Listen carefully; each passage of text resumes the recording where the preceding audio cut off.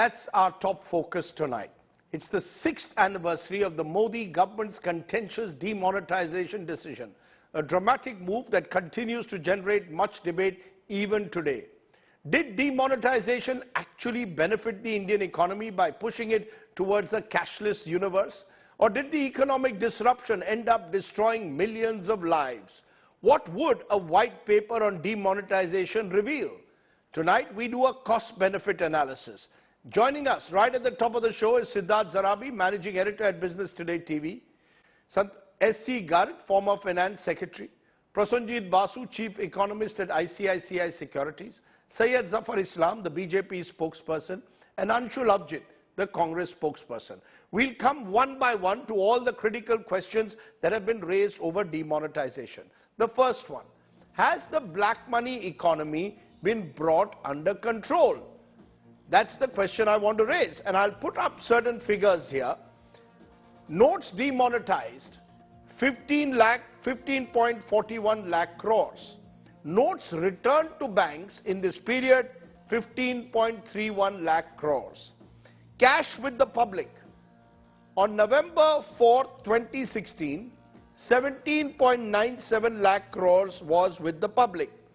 Now, October 21, 2022, it is 30.88 lakh crores. So we've gone up in terms of cash with public. Cash to GDP ratio, 2016-17 was 9%. It's up in 21-22 to 14%. So that was, remember, a major goal of demonetization to, in a way, end any kind of parallel economy that might have existed, try and end a cash-driven economy. Given those numbers, I will go to each of my guests to get their first responses. First to you, Syed Zafar Islam. Would you concede that the original goal of wiping out black money has not been achieved?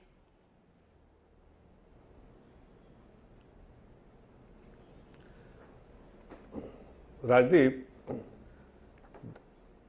let me tell you very candidly that the Honorable Prime Minister, when he had announced the demonetization in 2016, one stroke of pen, he had achieved many objectives.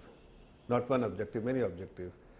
And the first and foremost was, of course, the targeting the black money, and the black money is definitely out of the system. And today, there is no, there must be black money, but not the kind of we had seen in 2016. Secondly, what was more important? No, Mr. Zafar Islam, you made a statement that there is less. No, 1 minute. The numbers show there is even more cash today in the system than there was in 2016. How can you then go and make a statement like there is less black money in the economy today? Rajdeep, when you say that the cash to GDP or money in the system, whether it's 30 lakhs or 16 lakhs or whatever number you are indicating, I mean that money has to be in the system. Doesn't mean that every money is black money. Sure. Who is saying that every money is a black money? But black money is something which unaccounted for, is something which has been targeted during demonetization. If you withdraw money from the bank and it remains as in the system, at least there is accountability of that money. So we are not saying that every penny which is there in the system, which is money supply, is a black money. Okay, let me bring in Anshul Abjit. Let me bring in. Let's get short comments from each of you on that central issue. Anshul Abjit, there's a point in what is being said by Zafar Islam. Look at tax compliance. Tax compliance has increased in recent years. You've seen the manner in which tax returns filed in pure volumes have increased. The government is saying this is an example of the formalization of the economy. No, absolutely not. This is the single biggest act of economic violence ever inflicted on this country. I mean, it was couched in the language of some sort of an ethical doctrine, a moral, sort of a moral action, but it brought India to its knees, in particular, the informal economy. The 15.44 lakh crores, the most notorious figure in modern economic history, well, that figure has all been laundered. The black money that was supposed to be in the market has all been given back to the banks. That was RBI's own statement. Not only that, the cash to GDP ratio, as you rightly pointed out, which was 12% before demonetization, then plummeted a bit to sort of 8% afterwards, and now it's 14.5%. None of the objectives, you know, this language of it being some sort of a moral action itself was a wrong one. You know, this was a narcissistic action by the Prime Minister. There was no consultation here. It completely wrecked our economy, and it's in tune with other actions of the Prime Minister. If I go to the political point here in just a minute, this was in tune with other actions which dehistoricize India's past. You know, it's lying with other actions such as Central Vista. Let's focus on demonetization. You are claiming that the cash to GDP ratio, according to you, is evidence that there is still enough cash that floats around in the system. Possibly the color is pink because of the 2,000 rupee notes, but the cash hasn't disappeared from the system. Let me get Subhash Chandra Garg, former Finance Secretary, to respond. Mr. Garg, the prime objective was to rid the country of a black money economy. Has the Modi government succeeded to an extent in formalizing the economy post-demonetization? See, the intentions were right. I don't think there is any doubt about it. But the understanding that cash equals black money was a perfectly wrong understanding. And that, when implemented, turned out to be the fact that all the cash, at least a part of it, which was assumed to be held by the black marketeers, etc., also came back. Nothing really remained. Only 10 to 12,000 crore rupees remained. So I think the big mistake was this equation of cash with the black money. Now, formalization of economy is something which I think was an incidental impact, beneficial impact of that. There is a good evidence that the informal businesses shifted. There was much more registration in GST and a lot of formalization of businesses took place. But the evidence that the tax growth went up is again not very much there. If you would go back 18, 19, actually the corporate taxes were very high, but then it started coming down. So in 19, 20, very bad, and thereafter, only now recently this has started doing better. So I think it's a mixed evidence. Okay, it's a mixed. You're saying it's a mixed evidence on the entire issue of just whether that black money parallel economy has been brought under control.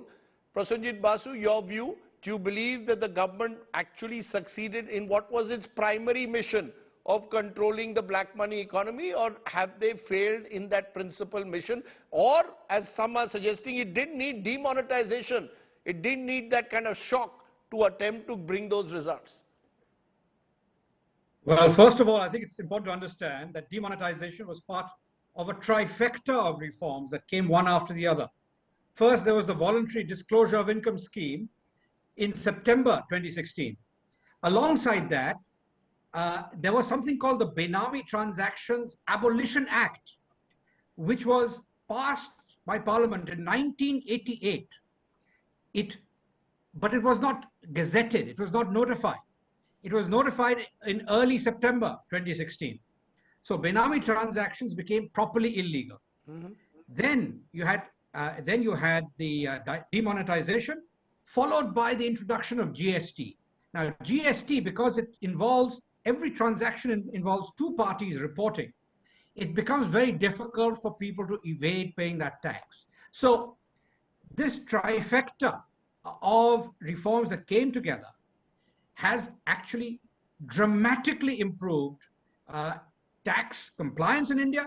It has dramatically reduced tax evasion, which essentially means that the black economy has been heavily eroded. It's almost been eliminated. In addition, there were reforms to the real estate sector. All of that contributed to making the entire unviable, and the consequence is a dramatic improvement in tax compliance. You see that this year to date, direct tax revenues in the first half of the year are up 24% year on year.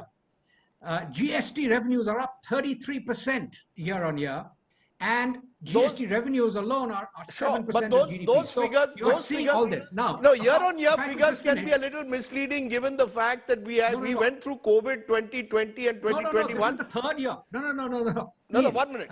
Last year, growth was spectacular in all tax revenues. Last year, growth was very strong. On top of that very strong growth, you've got a second year of spectacular growth. So this year's numbers are about, for these for GST and direct tax revenue, they are up about 35% over 2019. Let me just take those anyway numbers. You look at it, it's very strong. Fair enough. Okay, that's so one. let me take those numbers to Siddharth Zarabi. Just a minute. We'll get in more views. Siddharth Zarabi, given what Prasenjit Basu is saying, would you agree, therefore, that it is not just demonetization, but demonetization along with GST, along with other steps taken, particularly on the real estate sector, a regulatory framework has been created which perhaps suggests that the black money economy over time has been brought under control? Don't look at it purely through the prism of demonetization, which was seen to be hugely disruptive, but look at it in the context of the entire regulatory frameworks that were brought in place. Absolutely, Rajdeep.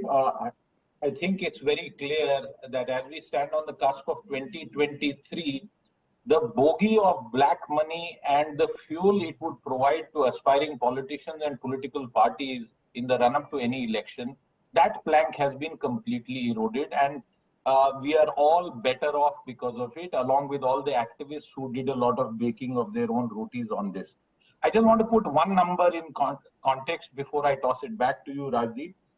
In terms of the cash in circulation, I think there's a bit of a fundamental lack of understanding on this. One, we should not look at absolute numbers, and it should be looked at in terms of percentages from the period of financial year 17, which was the financial year when demonetization happened, to the most recent data that is available. And here I want to tell our viewers about the data put out by the State Bank of India Chief Economist Soumyakanti Ghosh. And I'll just quickly cite this. He says the jump in digital has significantly slowed down the currency in circulation. This is completely different from what some people are trying to portray. As a percentage of GDP, it is now 11.8%, which is almost 30 basis points lower than demonetization year rate of 12.1%. So let's look at it in that context. And one more quick point. What the law of unintended consequences really brought forth from the exercise of demonetization is that the objective of getting 4 to 5 to 6 lakh crore and sort of putting that to other uses did not happen, but a massive amount of low-cost deposits went into our Indian banking system. And I say this in front of this panel and you, Rajdeep, that India's banking system, particularly the public sector banks, were actually saved by that. Completely unintended consequences. I'm not saying that was the policy objective. And finally, the realization across the board that you cannot aspire to be a zero cash economy. You may aspire to be a zero COVID economy, but you cannot be a zero cash economy. Interesting, and you mentioned digitization, which brings me to my next question. Has digitization been given a boost? UPI payments have surged.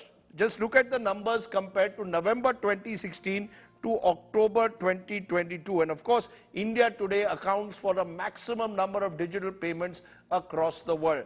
Anshul Abhijit, the Prime Minister didn't mention digitization in that speech on November 8, 2016. But would you concede that digitization in a way got a spurt, a boost as a result of what happened in 2016, unintended or intended consequence? No, intended, unintended, we're not talking about Adam Smith. What happens is that digitization wasn't even one of the objectives of demonetization when it was thought out. It became an afterthought much later. It happened due to various other reasons. Digitization of Indian economy during COVID, etc. But that wasn't one of the stated objectives, which was black money, which was a surgical strike on corruption, which was actually national security. The bogey of national security was given at one of the reasons.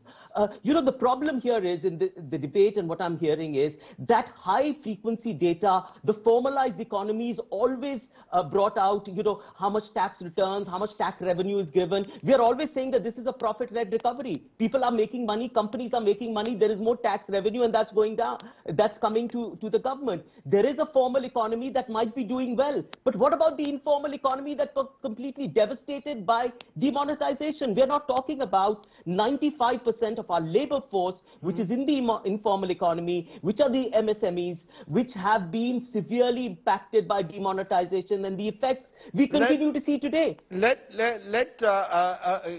Mr. Zafar Islam respond to that. Zafar Islam, you want to respond to that? The government now cites digitization and the boost that has been given to digitization as a consequence of what happened in 2016. There are others who will say that it's been a secular rise. Digitization was on the growth track. The sub-stack that has been created, the India stack that has been created, is not linked to demonetization. You didn't need to disrupt so many millions of households to ensure that digitization picked up. And digitization has picked up post-COVID, much more than it picked up post-demonetization. Rajdeep, as I said earlier, that the Honorable Prime Minister at that point in time, in 2016, had achieved many objectives through one stroke of pen. And that is what we had always been speaking in 2016 and even now. The digitization was, definitely you can read those reports at that point in time, that one of the objectives, stated objective, was the push to digitization. Tax compliance. Today, yes, you see formal economy, informal economy unfolding into informal economy. It is so evident from the fact that the revenue, the tax collection, GST collection, is so steep in last few years, and now it's 1.5 trillion every month-on-month basis. That only suggests that part of the informal economy has now folded into formal economy, and also it can demonstrate through some other data point that EPFO numbers, if you see that constantly it is rising, ESIC data, it is constantly rising. That only suggests that part of informal economy has now been part of the formal economy. That's why tax compliance has improved. Okay. The GST collection has improved, and even the number, if you see it has put government in a comfortable zone. You know, despite all the crises globally, India is in a very sound, but it was not. Position, it was certainly not part of what the Prime Minister. Sir, it was not what the Prime Minister announced. Many other policy reforms. Okay, it was not what the Prime Minister announced on November 8, 2016. The word digitization was never used in that speech. No, it was never used. SC Garg. Let's do a fact check. SC Garg, tax compliance. Just a minute, sir. Tax compliance much greater now. If you look at direct tax collection, 24% higher than same period last year. GST collections are, both direct and indirect tax collections are up. Do you believe, Mr. Subhash Chandra Garg, that somewhere demonetization was a trigger for this, or do you believe that that must be seen as separate to GST, which over the years has now achieved a level wherein collections are up?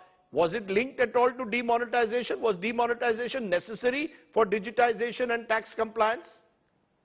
I don't think there is a very good correlation or connection between the demonetization and the tax growth.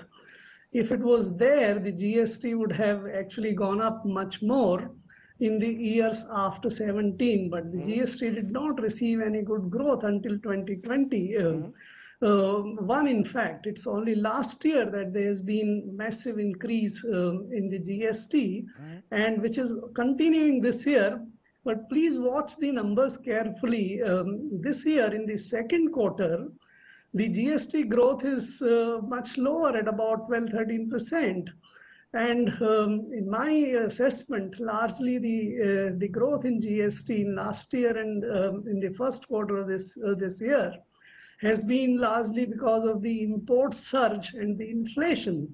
And with both these factors coming into some sort of control or reduction, we may not get actually that kind of growth in the remaining two. No, so quarters. you're saying there is no direct correlation between demonetization, digitization, and tax compliance. Am I correct?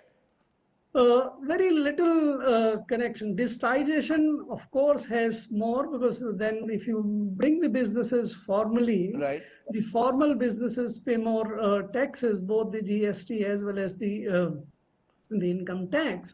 But that segment is not actually making a lot more profits. What the segment which is making most profit is where the inflation and the global supply disruptions cause large profits to arise. For example, you look at the metal sector, the massive profits generated last year. This year, if you look at the some of these companies, their profits are actually coming down by 80%, 90%. So there is no direct connection or correlation between these three factors. You know, Prasenjit Basu, therefore you need to look at the impact that demonetization perhaps had on the formal sector and the pain that it has caused to the informal sector, particularly because it was a double whammy, demonetization followed by GST. Today we are looking at corporate earnings which are up, we are looking at tax. What about that large informal sector which suffered, the number of people who lost their jobs in that period post demonetization GST as informal sector companies shrunk, the informal economy shrunk? Is that to be looked at or not? The pain it caused. Was that gain worth the pain? Is the question that will be still asked 6 years later. Well, first of all, the so-called pain is based on various emotional statements, not on any data. Where is the data that shows that people lost their jobs in their millions? If you look at the unemployment rate today, you know, there is now growth. No, 1 minute, Mr. Basu. Labor force survey. 1 minute, Mr. Basu. Look at growth between 2017 and 19 pre-COVID. Look at unemployment numbers in that period, which continue to rise in that period. Now respond. We've discussed this before, but you know, first of all, in the year 2018-19, the economy did remarkably well. It grew more than 8%. And the following year, there was a global slowdown.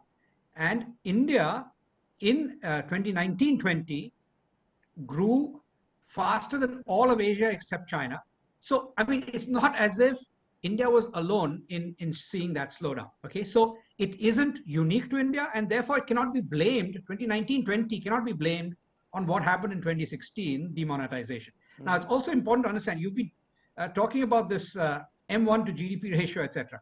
I think it's more important to understand what has happened to money supply, M3, broad money supply. Now, broad money supply growth in India in the last 5 or 6 years is has been less than 10% for most of this time. If you look at the last 40 years, in the pre-demonetization period, you had 20 to 25% M3 growth every year. Now you have a significant downshift in M3 growth. That, to me, is the clearest evidence that the economy is moving away from needing to use cash and is now moving towards digital transactions increasingly. And so the need for cash has come down sharply.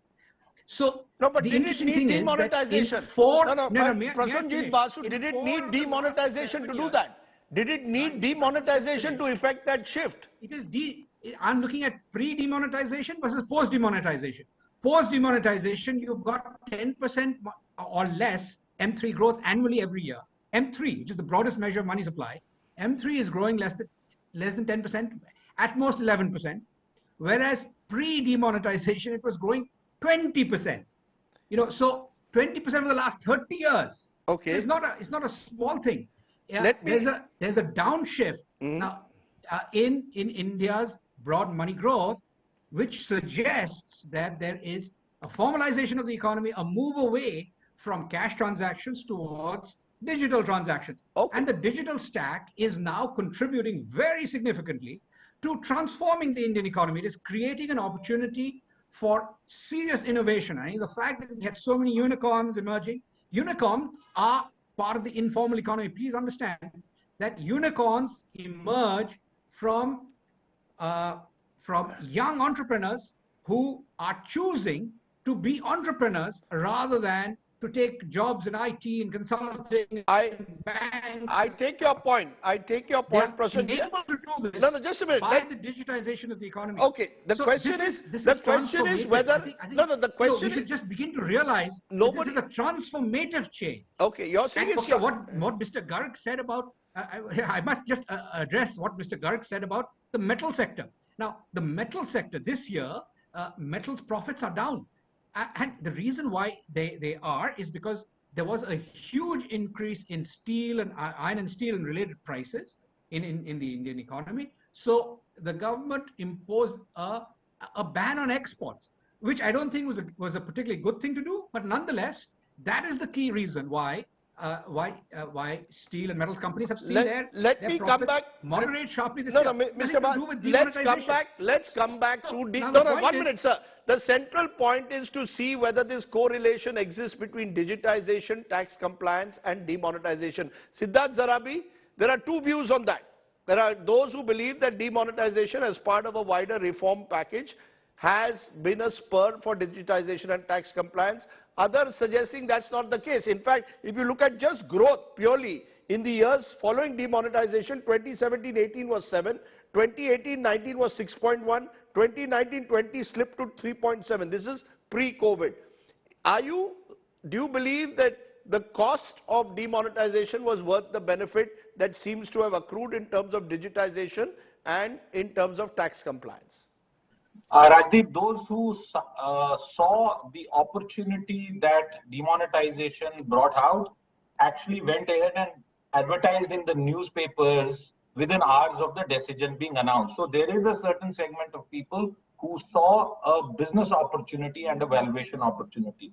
On the question that you raised, I would argue that we should take two following facts into account.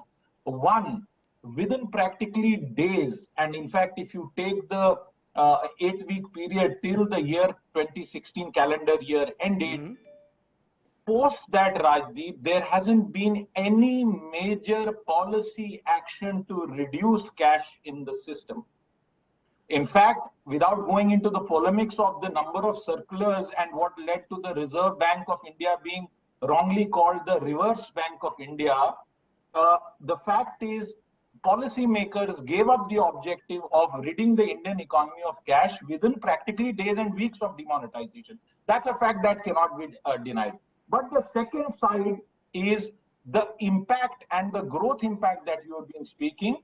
Rajdeep, I think if we have to apportion, weightages to what really caused the decline or impacted the small firms of India, the unorganized sector, the greater burden needs to be put on the goods and services tax, of which niggles are still being sorted out 5 years later. Demonetization was a temporary shock. It ended, and in fact, the government then bent over backwards to ensure that any lingering effects of that chapter would get closed and perhaps forgotten. There was one more objective that the Prime Minister stated, which was that it would be used to end this fake currencies and counterfeit currencies. Now, and anti-terror financing. If you look at the numbers, 10.7% increase in counterfeit notes in 2021-22, 101.93% increase in counterfeit 500 rupee notes last year, 54% increase in counterfeit 2000 rupee notes.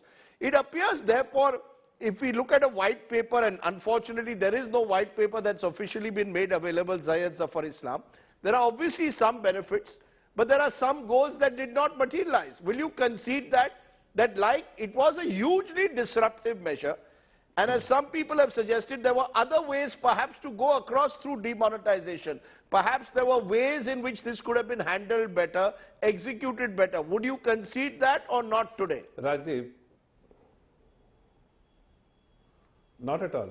In fact, on the contrary, I would request everyone, and that has been, we have been speaking about it, that if somebody is looking at demonetization as one of the reform measures, then it is absolutely incorrect. Because you have to see, you don't have to see demonetization in isolation, but you have to see all the policy reforms and the structural reforms which is being undertaken by the government of India. And it is one of them. The overall objective of the government to ensure that there is a surgical strike on black money, to ensure that there is a push for digitization, to ensure that the number of taxpayers must improve, and of course the tax collection must improve. Besides that, there should be growth. There are economists at that point in time, like Manmohan Singh Saab at that point in time said that GDP will come off by 2.5%. It never happened. It was disruptive, but of course it had many objectives which we have been able to achieve, and unfortunately we had to encounter Corona. Otherwise, India would have achieved its target of being the 5th largest economy in 2020 itself. But the momentum is there. All these reform measures, along with demonetization, which has been undertaken by the government of India, has made our economy much more stronger than what Let me get Anshul Abhijit to respond to that. Today, look at Anshul Abhijit, the BJP spokesperson is making it clear. Just a minute, sir. You are posing a question to Anshul Don't Abhijit. look at You are asking one more question. No, 1 minute. No, just a second. I'm requesting you to add one more thing. Yes. That from fragile economy to the strongest economy today, there is a journey. And that was not possible without taking firm decision and through policy measures and structural reforms. Okay, whether demonetization was a structural reform that was needed is a question mark. Anshul Abhijit, you want to respond? According to the BJP, don't look at demonetization in isolation. See it along with other measures that the government took over that entire period. I'm not looking at it in isolation at all. In fact, demonetization was not an economic measure in the least. It was a political measure. It was couched in a moralistic economic language. But it wasn't that. You have to see it with other, he's absolutely right. You have to see it with the other objectives of what the Prime Minister did, which is dehistoricization. I've been saying that all along, whether it's central vista, whether it's rewriting of history, whether it's other things, it is in line with that kind of dehistoricization that Naya Bharat is born in 2014, that we have slavery, there is a colonial hangover, that we have to invoke historical ancient India, and the recent past has to be obliterated. It has to be seen in the project of cleansing and purging, and in that particular context, it has no economic, it was not about macroeconomic management in the very least. Okay, you're saying it was a pure political objective. It was meant to sort of create the impression of a holy war that was being waged in a way against the so-called corrupt in the country. S.C. Garg, you were in government at the time. Do you believe that it was basically a political objective, or was it an economic objective, or a bit of both? See, I joined the government about 10 months after demonetization here, but certainly I have looked at the papers. As I said, the intention was perfectly right. The idea was to eliminate black money and terror financing and other kind of things. But the instrument chosen for a flawed understanding that cash equals black money was not really great in my judgment. It was a political judgment largely, not an economic judgment instrument. And the whole thing proved a bit of a misadventure at the end. That's what my sense is. Okay, final word from you, Siddharth Zarabi. Do we need a white paper? Is that the way? Many of these debates, because with every passing year, you've had Manmohan Singh no less calling it organized loot and plunder, and you've had the government of India calling it at times that, not specifically mentioning demonetization, but suggesting, interestingly, the last 6 years have been game-changing years. Rajdeep, the Arth Kranti Pratishthan of Pune had actually first sown the seeds of demonetization, and which was then further spread by, among others, notables like S. Gurumurthy. I think a fair assessment of demonetization may still take several years to be done, but it's a fact, and I repeat that the law of unintended consequences and the subsequent benefits far outweigh the losses, because I will end by saying that within days, many of the decisions that were the core of the demonetization decision Right. were reversed, and therefore that damage and impact was limited, and we saw several unintended beneficial consequences that emerged. Just like a data boom that was brought about by Jio in India has led to digital India, similarly I would say that many of the benefits that will accrue will take time to focus, Right. but we should perhaps focus more on other things than just demonetization. Let's leave it there. Clearly, it was a day that no one will ever forget. 8th November 2016 was a day, in a sense, where Narendra Modi initiated what many believe was his most contentious decision now. And that debate continues till this day. Simple question, why not have a white paper listing out costs and benefits from demonetization? I appreciate all my guests, though, joining me here on the show tonight.